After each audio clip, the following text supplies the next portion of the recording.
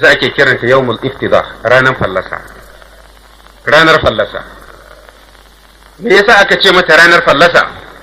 Manzon Allah sallallahu alaihi wasallam ya ce za a taru a filin hisabi, a gama hisabi, munafiki duk ya tsira, a baka littafin ta hannun dama a ce je ka aljanna.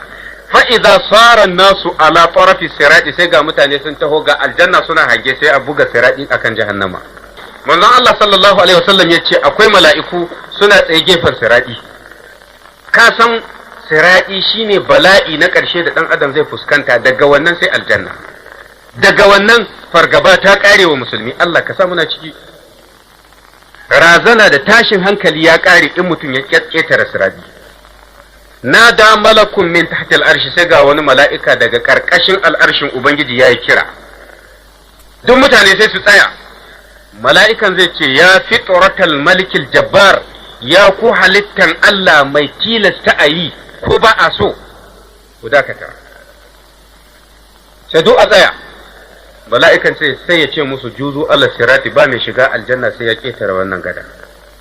Wali ya ƙif kullu asimin kuma zalimin, kuma duk wani mai saɓon Allah, duk wani azzalimi iyakansa nan ba zai ƙetara ba. Abinda mala'ikan zai faɗa kenan. Ka san taron akwai munafikai. Taro ne wato wanda an yi shi da munafikai, da mutanen ƙwarai. An taho za a tafi aljanna, sai Allah maɗaukaki ya sa sirati. Munafiki bai shiga aljanna, mai saɓon Allah bai shiga aljanna, sai an kankare masa zunubai. Allah ka gafarta mana. Allahumma inna na'udhu bika min fitnatil mahya wal mamati. Mutane na tsayuwa a gaban sirati, sai wannan mala'ika ya yi kira, aina Muhammadun wa ummatuhu, ina Muhammad da al'ummarsa. Manzon Allah sallallahu alaihi wasallam sai ya miƙe, duk al'ummarsa sai su bi shi. Manzon Allah sallallahu alaihi wasallam ya ce shi ne mutum na farko cikin annabawa da zai ƙetare sirati. Al'ummarsa ita ce farkon ƙetare sirati kafin duka sauran annabawa. In ka duba littafin Imamu Muslim, Abu Hurairah ya ce manzon Allah sallallahu alaihi wasallam ya ce to fa ya'tuna Muhammadan, mutane gashi kowa na rike da littafi, an ce je ka aljanna ko, har ma ana hira kan hanya. Haba ai ni dazun nan abin ba a magana, tsoro nike ko littafin za a ban ta hagu, to an baka ta dama. Yanzu gashi ka taho za ka tafi aljanna, ka ce ku dakata, ba mai shiga aljanna sai ya ketare wannan gada. Al'ummar annabi fa ya'tuna Muhammadan, sai su taho gurin annabi Muhammad sallallahu alaihi wasallam, ce to ya Rasulullah, ashe kuma fa akwai sauran rigima a gaban mu, ga wata gada kuma sai mun ketara. Ya annabi ya ce i kwarai, ba a shiga aljanna sai an ketara sirati. To sai a tsaya kuma ana jiran Allah ya ba da izini sannan a ketara gadar. Sai Allah ya ce a ketara kuma sannan a ketara. Manzon Allah ya ce wa tursalul amanatu war rahim, sai a kawo amana a ajiye ta gefen dama na sirati, a kawo zumunci a ajiye shi gefen hagu na sirati, fa yaqumani jambatai sirati, ga amana dama ga zumunci a hagu, yaminan wa shimalan, fa yu'zanu lahum, sannan sai mala'ika ya ce to Muhammad da kai da al'umar ka sai ku ketara. Yana faɗin wannan magana sai Allah ya buga wani duhu wanda ba a taɓa yin irinsa ba cikin duniya. Duk inda alamar haske yake za a ɗauke. Zulumatun shadidatun, duhu mai tsananin gaske. Ga annabi sallallahu alaihi wasallam zai ketare sirati da al'ummarsa, kuma ga duhu. Annabiyu qa'imun ala sirati yad'u, ka duba littafin Muslim. Manzon Allah ya ce shi annabi zai tsaya kan siratin yana ta addu'a, rabbi sallim sallim, ya ubangiji ka kubutar da mu, wannan masifa lalle ta kai iyaka. To ba ma shi kadai ba, in ka duba littafin Bukhari kitabu darakat, yace wannan addu'a ce ta annabawa baki ɗayan su. Duk wani annabi addu'an da yake shine rabbi sallim, ya ubangiji ka kubutar da bai, ya Allah ka kubutar da mu, ya Allah ka kubutar da mu.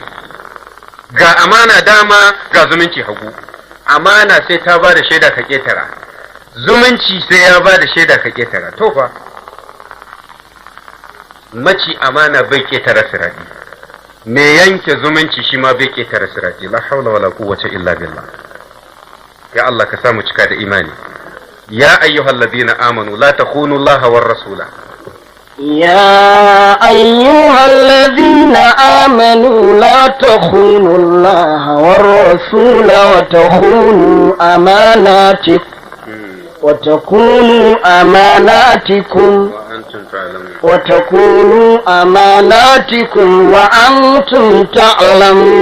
babbar amana ita ce wadda take tsakaninka da Allah madaukaki,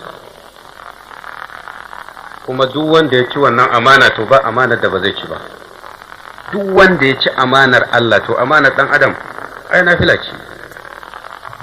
Kisa Allah ya ce ya ayyuhal ladina amanu, ya ku waɗanda suka yi imani, la takhunu Allah war rasula, kar ku ci amanan Allah, kar ku ci amanan manzon Allah. Idan kuka ci amanar Allah da ta manzon Allah, wa takhunu amanatikum, to duk amanar da aka ba ku za ku ci. Duk wanda ya ci amanar Allah da ta manzon Allah sallallahu alaihi wasallam, to kar ka yi mamaki ya ci wata amana. To ga amana ta Allah maɗaukaki, ga amana da ke tsakanin mu ya mu. In mutum ya ci amana bai ƙetare gadar sirabi. To sannan kuma ga zumunci, wadda ka san mafi girman barna a duniya shine yanke zumunci. Don Allah ya ce fa hal asaitum an in tawallaitum an tufsidu fil ardi, fa hal asaitum in tawallaitum an tufsidu fil ardi wa tuqatti'u arhamakum ulaika alladhina la'anahum Allah fa asammahum wa a'ma absarahum. Allah ya ce fa hal asaitum in tawallaitum an tufsidu fil ardi, yanzu shin kuna zato za ku tsira ku dinga barna a duniya, in ji Allah, wa tuqatti'u arhamakum, kuka dinga yanke zumuntanku, yanzu za ku tsira.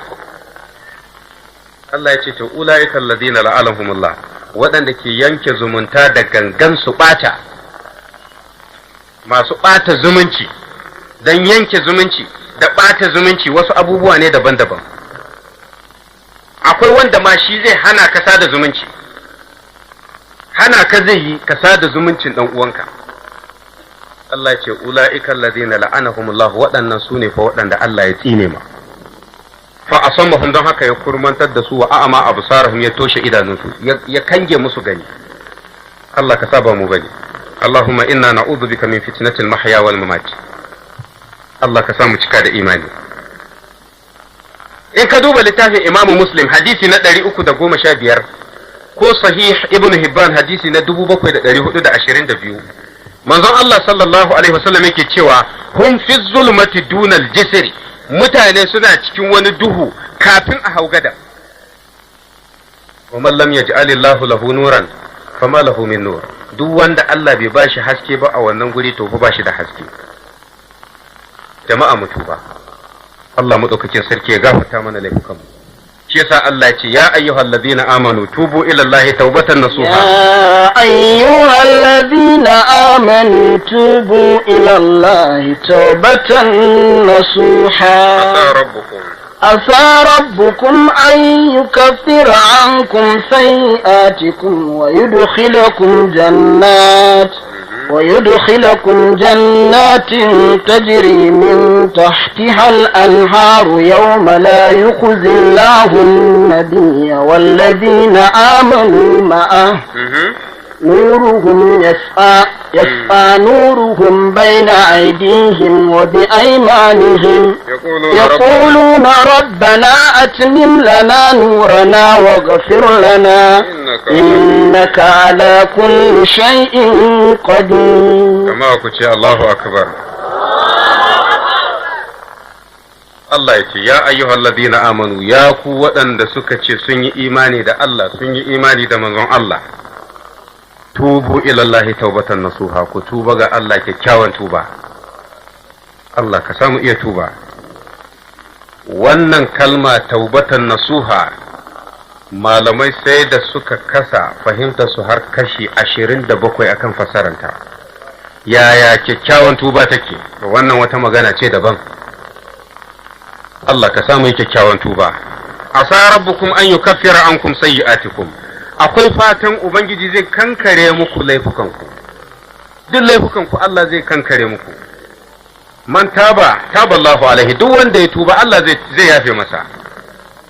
wa yudkhilukum jannatin tajri min tahtiha al-anhar, kuma Allah ya shigar da ku gidajen aljanna waɗanda ƙoramu ke gudana ƙarƙashin su. Yawma la yukhzi Allahu an-nabiyya wal ladina amanu ma'ahu, ranar da Allah bai kunyata annabi da ko masu imani. Ranar da za a hau gadan siraji, Allah bai kunyata annabi Muhammad. Allah ba zai kunyata shi ba.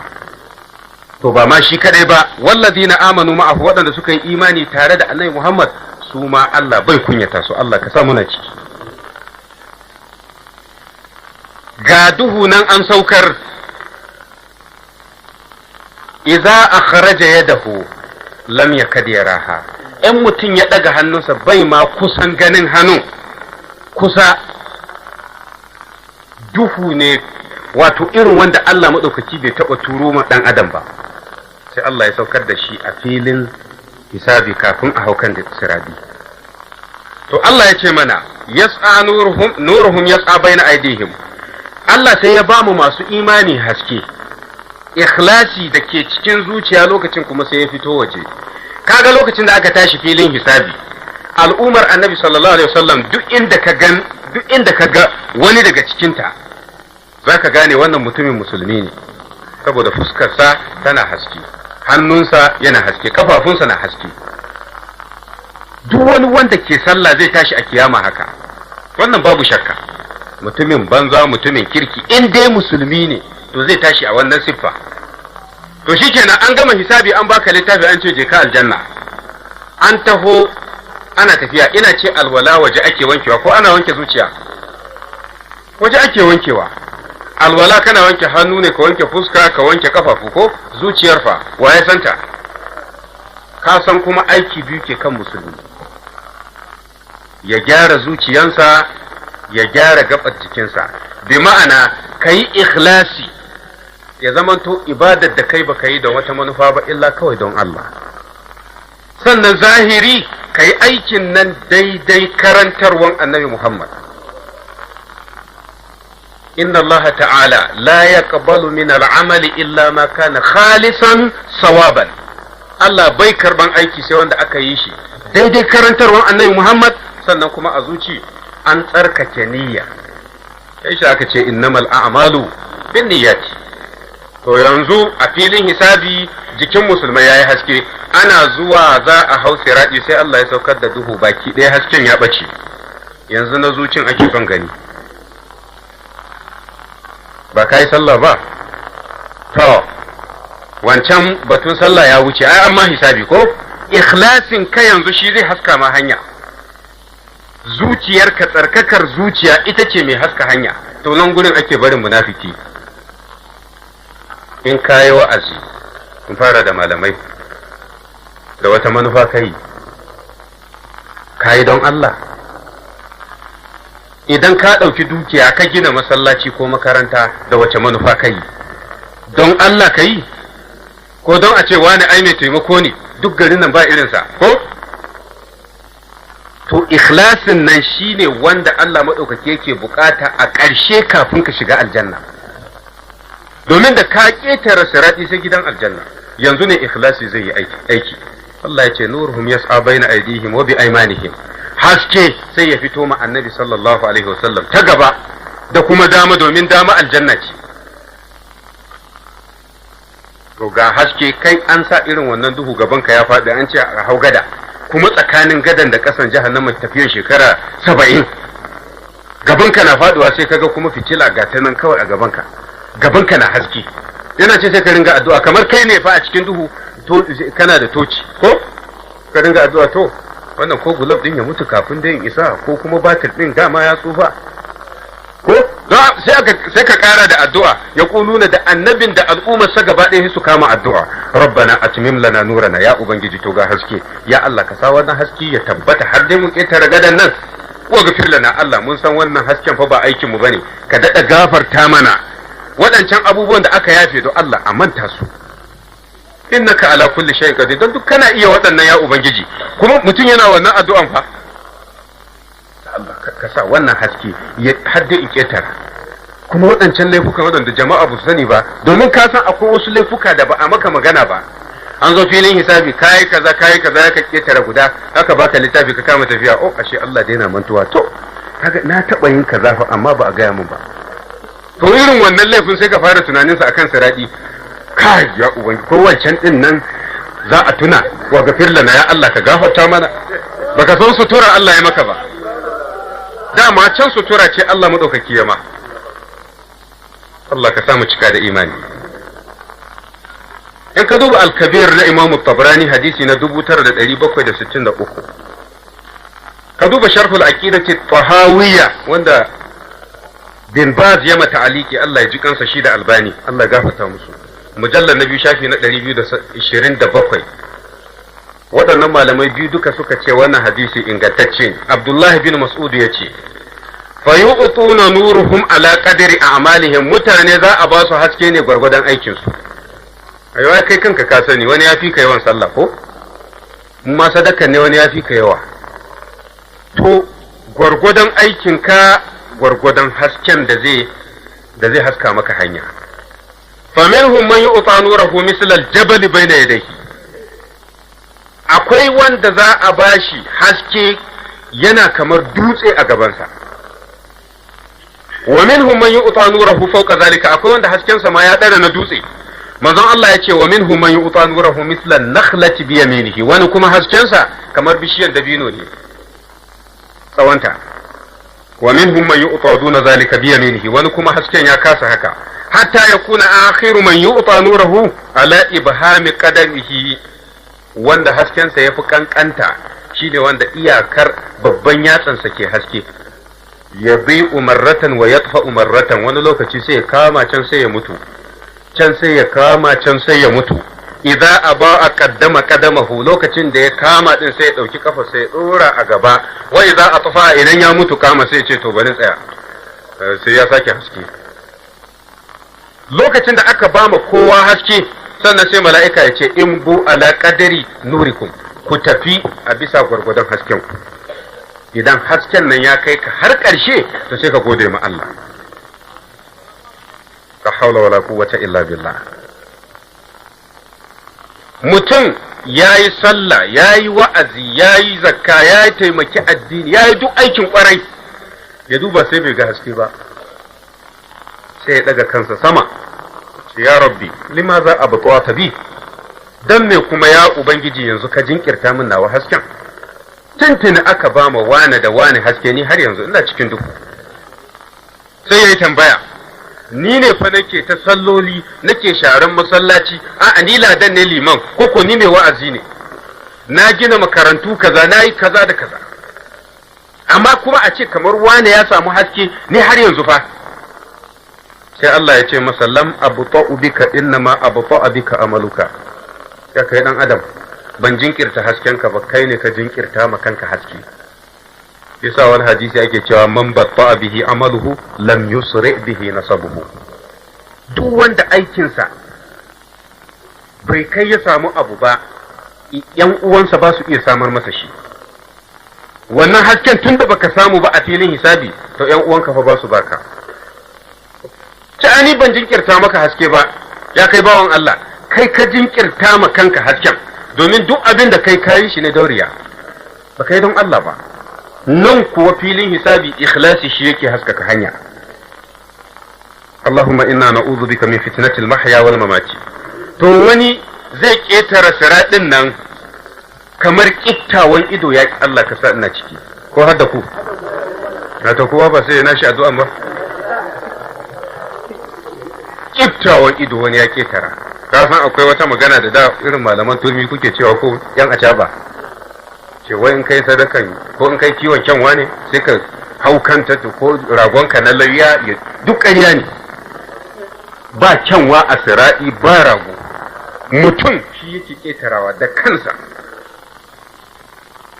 manzon Allah ya ce wani zai ketare sira'i kamar kiftawan ido na biyu kamar walƙiya na uku kamar guguwa na hudu kamar gajimare na biyar kamar tafiyan tsuntsu manzon Allah ya ce na shida kamar gudun doki wani kuma kamar gudun raƙumi wani kuma kamar yadda mutum ke tafiya wani ma yadda ka san yaro yake rarrafe haka zai tafiya kan sirati akwai wanda zai ɗauki shekara 1000 sannan ya ƙetare sirati, in ji manzon Allah sallallahu alaihi wasallam. Shekara 1000. Akwai wanda zai ɗauki kuma kasawan haka. Na ƙarshe shine wanda ke ja da jiki, yana ja da ƙirjinsa. Manzon Allah ya ce tajurru yadun wa ta'allaqu yadun, idan ya makala hannu guda sai kafin ya salube, yayi tareto, yayi kokari dai ya hauro. Wa tajurru rijulun wa ta'allaqa bi, wani lokaci ma hannayen su duk sai su kubuce, sai ya makale da kafarsa.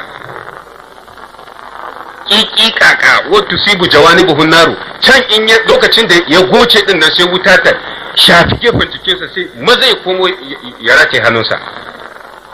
Fa yakhlisuna, manzon Allah ya ce to duk dai har mutanen kware su ketara. Fa idza khalasu, lokacin da suka ketara, wannan mutumin ya saura yana ketarawa, shi kuma sai ce alhamdulillah, kai gashi ko ina ya fafarke fa a jikinsa, duk da haka dai ya ketara. Laqad a'tani Allahu ma lam yu'ti ahadan, Allah ya mun kyautan da bai taba yi ma dan adam ba. Ce iz an najani min ha ba'da iz ra'aytuha, domin ko ya tsere da ni bayan na gani amma na kubuta. Gaya mun wanda ya ga irin wannan ya kubuta. Haka ba wanda ya samu kyauta iri na. Duk wanda ya ketare siradi to sai ya ce alhamdulillahi alladhi najjana minka ba'da an aranaka. Laqad a'tana Allahu ma lam yu'ta ahada, don babu kyautan da Allah ya ma dan adam irin ya ketare siradi, babu ita. Duk kyautan da Allah ya ma duniya zaka bar ta nan. Idan a filin hisabi ka sha ruwan alkausara baka ketare aljanna ba, aikin banza ne. In an baka littafin ka ta hannun dama baka ketare siradi ba, aikin banza ne. Ko kuma an sa ka inuwan al'arshi lokacin da ake hisabi, lokacin da rana ke gasa kawunan mutane, amma kuma duk da haka baka ketare siradi ba, aikin banza ne.